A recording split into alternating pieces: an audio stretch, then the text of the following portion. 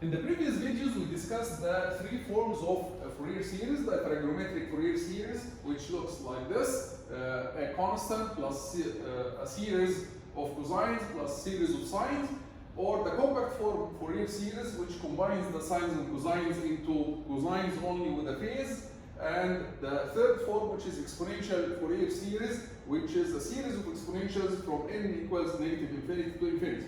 And we found that the compact form Fourier series, we can use it to plot the single-sided spectrum, which consists of two plots, magnitude, single-sided magnitude spectrum, and single-sided phase spectrum. Here we plot only the single-sided magnitude spectrum. And we found also that the exponential Fourier series can be used to plot the double-sided spectrum, which consists again of two plots, double-sided magnitude spectrum and double-sided phase spectrum. Here we plot only the double-sided magnitude spectrum. Now we are going to talk about a theorem called Parseval's theorem. Parseval's theorem basically says that the power of any signal, any periodic signal, can be calculated from the time domain and can be also calculated from the harmonics, from the frequency domain. So basically, it says that the average power of a periodic signal can be calculated from the time domain using the regular way of a periodic signal. How do we calculate the average power of a periodic signal? The average power of a periodic signal is the power or the average power over one period, because it is repeating, right? The period is repeating. So the average power of the whole signal is the average power of one period, which is you integrate over one period the square magnitude of your signal. Now you calculated the energy in one period, you divide over the period. So you calculate the average power of the periodic signal using this equation. Parseval's theorem says that you can calculate the average power from the time domain like this, or from the frequency domain from the harmonics by adding all the powers of the different harmonics. So by adding the power of the DC component plus the power of the first harmonic, second harmonic, third harmonic, and so on. So basically it says that the average power can be also calculated from the harmonics by adding the powers of all the harmonics.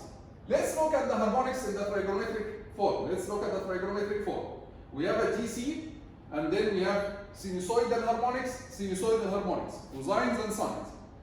How do we calculate the power of a DC component? Imagine that you have a DC current going in a resistor of 1 ohm. How do you calculate the power here? The power will be I squared R, right? So I, if we assume that I is A naught, then the power will be A naught squared multiplied by R, which is the resistance of 1 ohm. And as we agreed before, for signals, we assume that they go through a resistor of 1 ohm in order to calculate the power and energy. So for the DC component, its power will be A naught squared plus the power of the remaining components. All the remaining components are sinusoids. Let's remember together from the circuits. If you have a sinusoidal signal, let's say A cosine omega t going through a resistor of 1 ohm.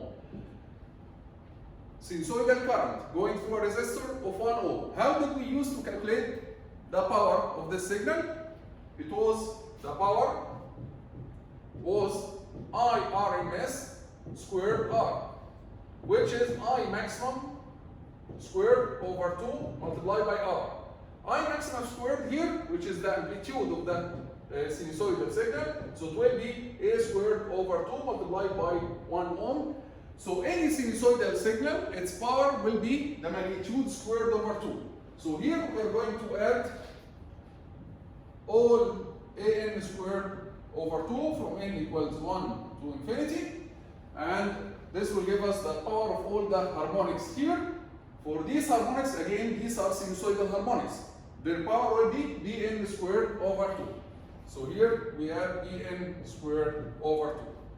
This is the power of your signal from the trigonometric Fourier series, using the harmonics of the trigonometric Fourier series. So basically, Parseval says that you can calculate the power from the time domain or from the harmonics, the power of the different frequencies of your signal. Especially that we talked before that these frequencies, these harmonics, they are orthogonal to each other. So it's like you are projecting your signal on orthogonal dimensions. So the power of your signal equals to the power of the projections, the summation of the powers of the projections, right? So it's like you are projecting a vector on x, y, and z. So the power of this vector equals the power of the projection on the x plus the power of the projection on y plus the power of the projection on z. So you can calculate the power for the trigonometric Fourier series using this form. From the compact form Fourier series, again, you can calculate the power. This is a DC component, so its power will be C naught squared. By the way, it is equal to A naught squared plus. These are sinusoidal components. Their power will be the magnitude squared over 2, Cn squared over 2. So it will be summation from n equals 1 to infinity, Cn squared over 2. And we can find here the consistency between these two equations because we know that Cn squared, from before we know that Cn squared equals An squared plus En squared. So these two equations are consistent, right? Are consistent. So Cn squared equals An squared plus En squared. From the exponential Fourier series, we also can calculate the power of our signal.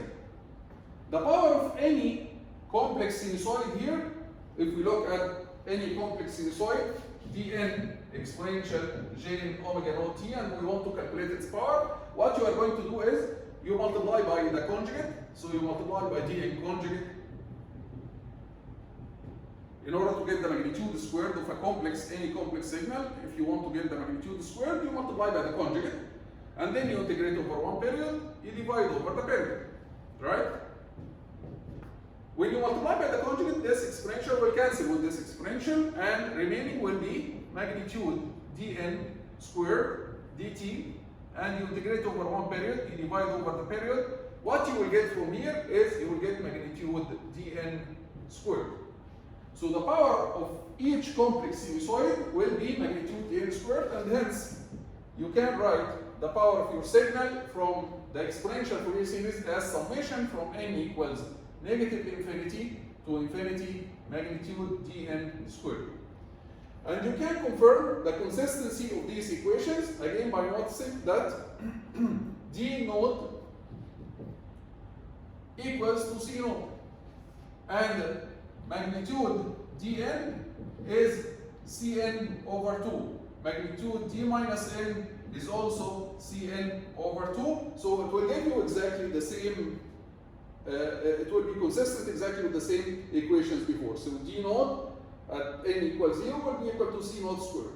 And the remaining, for the remaining n's, whether positive or negative, dn and d minus n equals to Cn squared over 2. dn squared equals to Cn squared over 2. Okay? And this, by the way, since magnitude dn is equal to magnitude minus dn, sometimes they write this expression in a different way. They say it's d naught squared plus 2 multiplied by dn squared from n equals 1 to infinity. Okay? So if you replace dn with cn over 2, dn squared will give you, let's do it here quickly, just to show you that these equations are consistent with each other. So here we can replace d naught squared can be replaced by c naught squared because d naught is equal to c naught. So this will give you c naught squared plus 2 summation from n equals 1 to infinity dn squared, magnitude dn equals to cn over 2. So dn squared, if we square this, it will be Cn squared over 4. And then 2 multiplied by 4, this will give you summation from n equals 1 to infinity Cn squared over 2, which is the same equation for the power that we calculated before. Okay? Where did we get this from this? How did we get this step from this step? Because here we added all the dn's in the negative and the positive. But the magnitude dn in the negative is equal to magnitude d minus n. It's a symmetric, it's an even function, right? And d5 equals d minus magnitude d5 equals magnitude d minus 5. So it's possible to add d5 and multiply by 2. And we sum over n equals 1 to infinity instead of minus infinity to infinity. It will be summation from 1 to infinity and we multiply by 2. So this is Parseval's theorem. It applies to power signal, and later when we study energy signal, we'll find that Parseval's theorem also applies to energy signal, which means that we can calculate the energy of energy signals either from the time domain or from the frequency domain by squaring the frequency domain and integrating it. So either you square the signal in the time domain and you integrate it, or you square the frequency domain and you integrate it. It will give you the energy of the signal. It is important for us, this Parseval theorem is important for us because sometimes we are interested in calculating the essential bandwidth of our signal. Most of the signals in practice, their spectrum, it goes from minus infinity to infinity. It goes from minus infinity to infinity.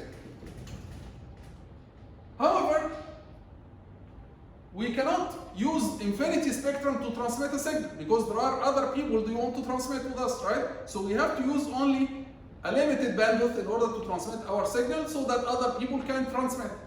So we are interested to calculate the essential bandwidth of our signal. What is the meaning of essential bandwidth? Essential bandwidth means that the bandwidth that contains most of the power of our signal, or in case of energy signals, the bandwidth that contains most of the energy of our signal. This is called the essential bandwidth. How do we calculate the essential bandwidth? We have to first calculate the power of our signal from the time domain. And let's take an example.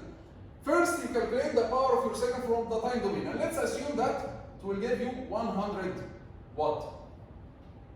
Now we are interested in calculating the essential bandwidth, the bandwidth that contains, let's say, 90% of the power of our signal. What's the bandwidth that contains 90% of our signal? This is what we call essential bandwidth. The essential bandwidth, it's the bandwidth that contains 90% of the power of our signal. 90% of the power of our signal means 90 watt here in our example.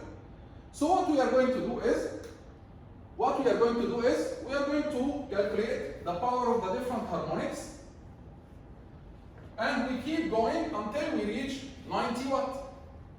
So we start by taking the DC component. So we'll take the DC component, calculate the power of the DC component. We'll find that the power of the DC component, let's say 50 watt.